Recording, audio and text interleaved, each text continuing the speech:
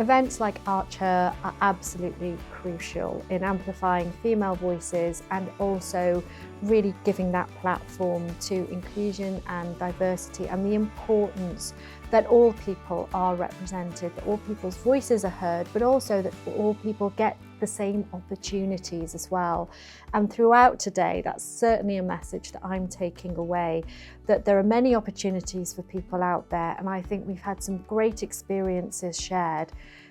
at a really practical level that hopefully will enable everybody who is here today to take something really important home with them.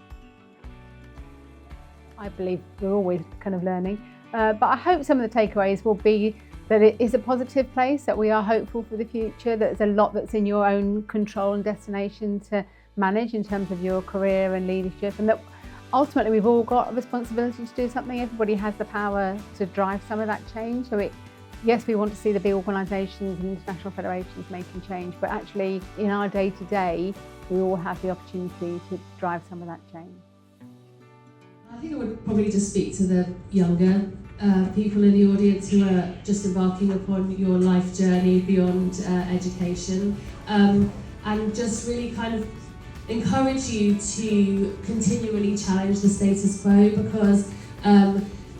I think some things that you think are normal haven't been normal for very long, and it's brilliant that they are normal for you now, but there will still be inequalities, not just because of your sex and your gender. And just continue to question them, and don't settle for, well, that's just how it's always been.